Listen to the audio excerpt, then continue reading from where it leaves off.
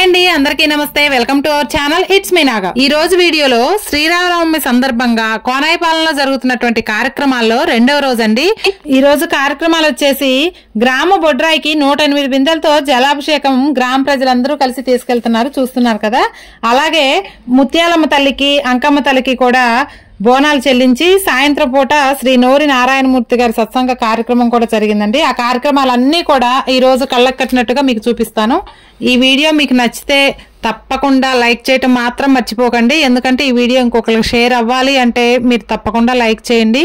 అలాగే ఇంకా మన ఛానల్ సబ్స్క్రైబ్ చేసుకుని వాళ్ళు ఎవరైనా ఉంటే సబ్స్క్రైబ్ చేసుకోండి.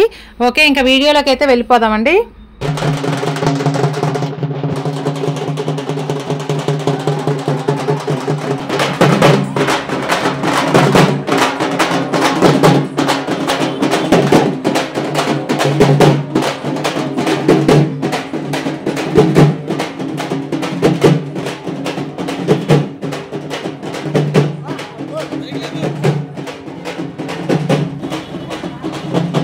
ఇక్కడ వచ్చేసి గ్రామంలోని ఆడపడుచులు అందరూ కూడా అమ్మవార్లకి పసుపు, కుంకుమ, సారె, చీర ఇవన్నీ కూడా తీసుకెళ్ళడానికి మహిళా మనులు అందరూ కూడా రెడీగా ఉన్నారు.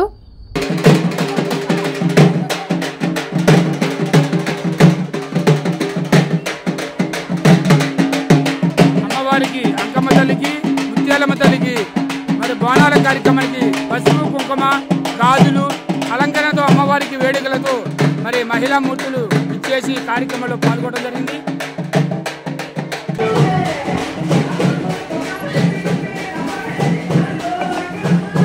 మరి బోనాల కార్యక్రమానికి గ్రామ పెద్దలు, చిన్నలు అందరూ కూడా ఒక ఐకమత్యంతో కలిసి బోనాల కార్యక్రమానికి వెళ్ళడం జరుగుతుంది.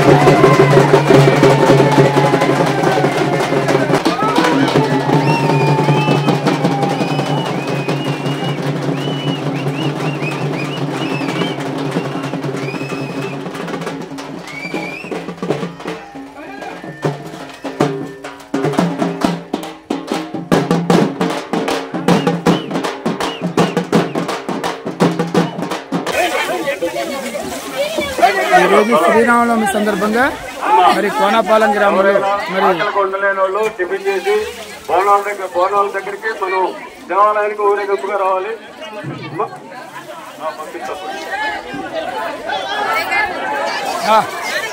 మన బొప్పినేని సురేష్ గారు చెప్పేస్తున్నారు. బొప్పినేని సురేష్ గారు భక్తుల కోరిక భగవంతుడికి ఇష్టం, భగవంతుడికి ఇష్టం ఇది.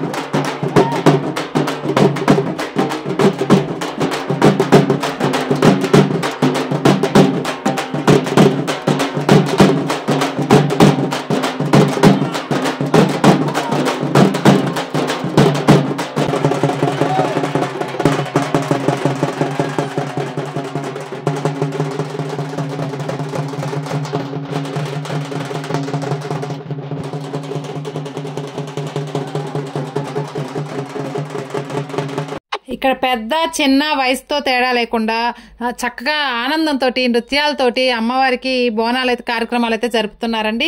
ఇక్కడ వచ్చేసి బొబ్బెళ్లపాడు నుంచి ఏర్ల అంకమ్మ గారిని ఇక్కడ కోనాపాలెం వాస్తవ్యులు ఈ దైవ కార్యక్రమానికి ఆహ్వానం మేరకు ఏమో వచ్చిందండి. చాలా దగ్గరుండి అన్ని కార్యక్రమాలు కూడా భజన పాటలతోటి చక్కగా నృత్యాలతోటి చక్కగా అలరించడానికైతే ఈ అమ్మవారి దిగి వచ్చినట్లుగా వచ్చారండి. అంకమ్మ తల్లి గ్రామ బోనాలకి ముందుగా అంకమ్మ తల్లి గ్రామ బోనాల కార్యక్రమం జరిగింది.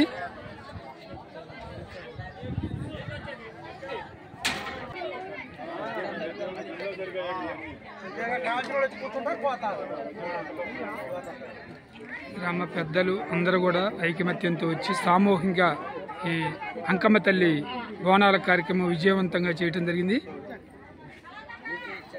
గ్రామం మొత్తం కదిలొచ్చి ఈ యొక్క బోనాల కార్యక్రమం అత్యంత వైభవపేతంగా మరి మేళతాళాలతో ఈ యొక్క కార్యక్రమం చూడండి చక్కగా చెట్టు కింద కూర్చొని ఎంతో వైభవపేతంగా కార్యక్రమాలు జరపడానికి మహిళా సోదరిమణులు మహిళా మూర్తులు కార్యక్రమాన్ని విజయవంతం చేయడం జరిగింది. తర్వాత అమ్మవారికి ముత్యాలమ్మ తల్లి బోనాల కార్యక్రమం కూడా ఇప్పుడే జరిగింది.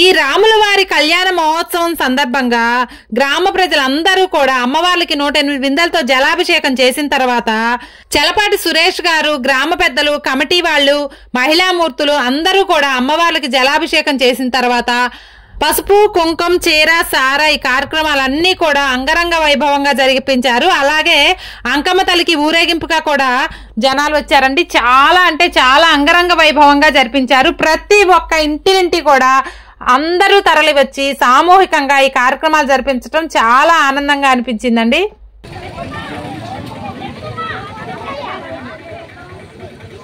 మరి లాస్ట్గా ముత్యాలమ్మ తల్లికి బోనాల కార్యక్రమానికి మరి అంకమ్మ తల్లి మాలచ్చి అమ్మవారికి వేసుకొని బోనాలు చెల్లించడానికి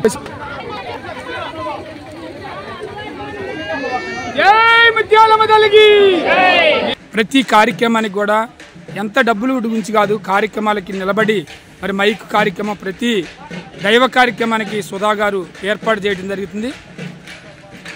ఇక్కడ చలపాటి సురేష్ గారు, అలాగే పెద్దవాళ్ళు, యూత్, మహిళలు కూడా ఇది మన ఊరు సేవ, ఇది మన దైవ కార్యక్రమం అని చెప్పేసి అందరూ కూడా తలా ఒక చెయ్యి వేసి ఇక్కడ భోజనాల దగ్గర కూడా అందరూ సేవ చేయటం వల్లనే ఆ కార్యక్రమాలన్నీ కూడా ఎటువంటి లోటు లేకుండా అంగరంగ వైభవంగా జరుగుతున్నాయి. ఎటువంటి లోటు లేకుండా అలాగే మధ్యాహ్నం భోజనం కార్యక్రమాలు ముగించుకున్న తర్వాత సాయంత్రం పూట గ్రామ ప్రజలందరూ కూడా పనులు ముగించుకొని ఇక్కడ ఈ దైవమూర్తిని మీరు గుర్తుపట్టే ఉంటారు.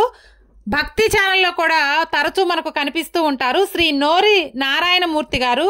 ఈయన చేత ఈ చలపాటి సురేష్ గారు, గ్రామ పెద్దలు అందరూ కలిసి ఈ సత్సంగ కార్యక్రమాన్ని అలాగే ప్రవచనాల్ని చెప్పించారు. ఈయన ఒకసారి చెప్తుంటే గ్రామ ప్రజలందరూ చూసి కూడా ప్రతి సంవత్సరం కూడా ఈ నోరి నారాయణమూర్తి గారిని పిలిపించి ఈ సత్సంగ కార్యక్రమాన్ని ఏర్పాటు చేస్తారండి. అయ్యా మీ ముందు ఏం మాట్లాడతాం. మా గ్రామంలో మేము కార్యక్రమాల గురించి ఎక్కడికి వెళ్ళినా నారాయణమూర్తి గారి కార్యక్రమం ఉందా, నారాయణమూర్తి గారు వస్తున్నారా అని ప్రతి ఒక్కరూ మమ్మల్ని అడగటం జరుగుతుంది. అంటే వాళ్ళ మనసుల్లో మీరు గూడు కట్టుకొని ఉన్నారు అని నాకు అర్థమైంది. అదేవిధంగా నేను చెప్పేటప్పుడు గమనిస్తున్న అందరూ చాలా క్విన్ డ్రాప్ సైలెన్స్గా, అంటే భక్తి శ్రద్ధతో ఎంతో ఇష్టంగా వచ్చారు. కానీ ఎవరు కష్టంగానో లేకపోతే ఇక్కడేదో ప్రసాదం ఇంకోటో దానికోసం వచ్చినట్టు నాకు అనిపించలేదు. ఇంకొక గొప్ప విషయం ఏంటంటే, మనం ఎక్కడ చూసినా ఇందాక స్వామి చెప్పినట్టు పెద్దవాళ్ళు వస్తాం, మన మాట పిల్లలు రారు, మనం తీసుకురాం. అదేమంటే చదువులు, రకరకాల ఇబ్బందులు. ఇక్కడ మరి అందరూ అన్ని వయసుల వారు కూర్చోవటం, మీరు మా పిల్లల్ని తీసుకొని నేను ఎక్కడికైనా వెళ్తే చాలామంది దండం పెడుతుంటారు, భలే పిల్లలు ఈ వయసు వాళ్ళు ఎవరు వస్తున్నారు అయ్యా అని. ఇవాళ మీ అందరి పిల్లలను చూసి మీ అందరి జీవితాలు బాగుండాలని స్వామి మరి కోరుకుంటున్నారు.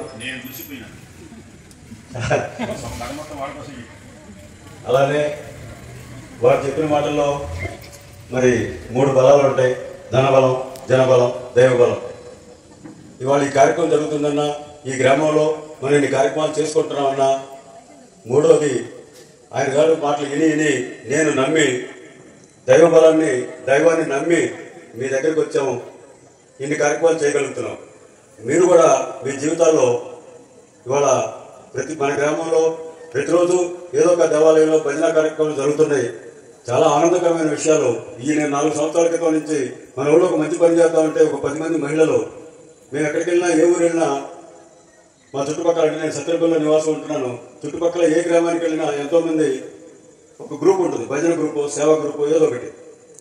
చుట్టుపక్కల ఒక భోజనం కానీ ఏదైనా పెద్ద కార్యక్రమం జరుగుతుందంటే ఒక 500 మంది అంటే సరదాగా 2-3 చెప్తే 4-5 రోజుల్లో 500 మంది వచ్చి సర్వీస్ చేస్తారు. మన ఏరియాలో మనం ఇంకా ఆ స్థితికి వెళ్ళలేదేంటి అంటే, నాకు పట్టు దొరకట్లేదా, మనకి రావట్లేదా అని చాలా బాధపడేవాడిని. రోజు ఆయన దగ్గర నేను ఏది కావాలన్నా అక్కడ కూర్చొని ఆయన అడుగుతా.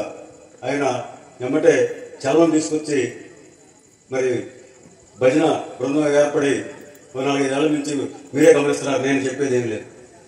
అలానే మన గ్రామంలో ఈ కార్యక్రమాలు జరుగుతుంటే నేను ఎప్పుడో అదేదో సినిమాలో కనుక మెరుపుతీగా వచ్చిపోవన్నట్టు నేను ఎప్పుడో కార్యక్రమానికి వస్తా, మళ్ళీ వెళ్ళిపోతా. కానీ మీరందరూ ఎంతో ప్రేమగా ఈ 3 రోజులు, ఈ 4 రోజులు జరిగే కార్యక్రమాలని మనస్ఫూర్తిగా మనసారా మరలా తలుచుకుంటూ మరి ఇట్లా మీరు ప్రేమతో ఇన్ని కార్యక్రమాలకి అనేటువంటి పండితుల్ని ఇవాళ చెప్పేవాళ్ళన్నా వినేవాళ్ళు లేని పరిస్థితి. జ్ఞానం పెరిగింది కానీ సద్బుద్ధి లేదు. ఆ జ్ఞానం పెరగాలి, మీరు బాగుండాలి. అట్లాంటి వారు ఇవన్నీ చూసి వాళ్ళు ఆనందపడుతుంటే, మన జీవితాలు బాగుపడుతుంటే, మన కుటుంబాలు బాగుపడుతుంటే, మన పిల్లలు నేను కొండూరు అనే ఊరు ఇట్లానే స్వామివారి కార్యక్రమం పెట్టించాను. ఎవరు రారండి, తెలియదండి అన్నారు. నీకు ఎందుకైనా పెట్టబోయే, ఖర్చు నేను ఇస్తా, మీ ఇస్తే తీసుకోండి, లేకపోతే నేను ఇస్తానని చెప్పాను. పెట్టించా. ఇలానే నిలబడి కూర్చొని విన్నారు ఆ ఊరు మొత్తం. ఏమంటే మీరు వచ్చి వెళ్ళిన తర్వాత చాలా మంది ఏదైనా దైవ కార్యక్రమం జరుగుతుంటే సహకరిస్తున్నారండి, ఇస్తున్నారండి డబ్బులు, మేము ముందుకు వస్తున్నామండి, చాలా ఆనందంగా ఉందండి అని చెప్తే నా జన్మ ధన్యమైంది అనుకున్నా. అలానే ఇందాక చిగురు పడ్డాయి. ఇదే నారాయణమూర్తి గారు చిగురుపాడని అచ్చింపేటకి 1 కిలోమీటర్ దూరంలో ఉంటుంది. ఆ చిగురుపాడులో వినాయక చవితి సందర్భంగా ఇట్లానే సత్సంగం చెప్తున్నారు. ఇంతమంది వచ్చారు, వర్షం పడుతుంది, ఆయన గారికి ఏమో పట్టలేదు, స్టేజ్ ఉంది కాబట్టి వీళ్ళందరికీ వర్షం పడుతుంది నాతో సహా. నేనేమో అట్లా షెడ్లోకి వెళ్ళా, అందరూ కుర్చీలు పైకి లేపుకొని చెప్పండి సార్ వింటా ఉంటున్నారు.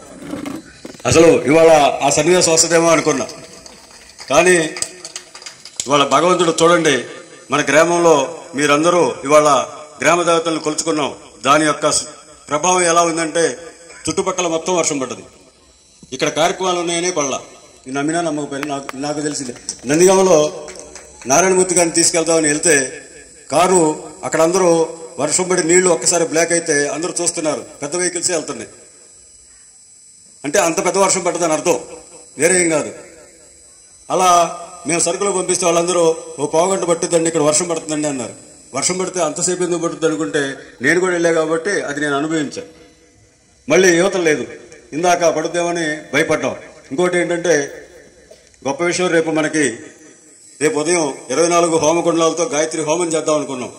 మీ అందరి సహకారంతో మీ అందరూ అనుభవించాలి. ఇప్పుడు 10 అయింది, ఏం చెప్తున్నా వింటున్నారు అంటే చక్కగా మాకు ఇలా ఉన్నప్పుడు ఏమవుతుందంటే ఇంకేం చేయాలి వీళ్ళ కోసం. ఇంకా చూశారు కదా, శ్రీ నోరి నారాయణమూర్తి గారి గురించి శ్రీ చలపాటి సురేష్ గారు చాలా చక్కగా వివరించారు. అలాగే గ్రామం గురించి కూడా చాలా చక్కగా వివరించారు. ఇవి శ్రీరామనవమి సందర్భంగా కోనపాలెంలో జరిగినటువంటి 2వ రోజు కార్యక్రమాలండి. మళ్ళీ 3వ రోజు కార్యక్రమాల్లో హోమాలు, యజ్ఞాలు, ఇంకా చాలా ఇంట్రెస్టింగ్ అయినటువంటి కార్యక్రమాలు జరగబోతున్నాయి. ఆ వీడియోలు మళ్ళీ మీరు వీక్షించాలంటే మన ఛానల్ని సబ్స్క్రైబ్ చేసుకోండి. అలాగే ఈ వీడియోకి ఒక లైక్ చేయండి, ఎలా ఉందో కామెంట్ చేయండి. మీరు లైక్ చేయడం ద్వారా ఈ వీడియో ఇంకొకరికి షేర్ అవుతుంది. లైక్ చేయడం మాత్రం మర్చిపోవద్దు. థ్యాంక్ యూ అండి. Thank you for watching.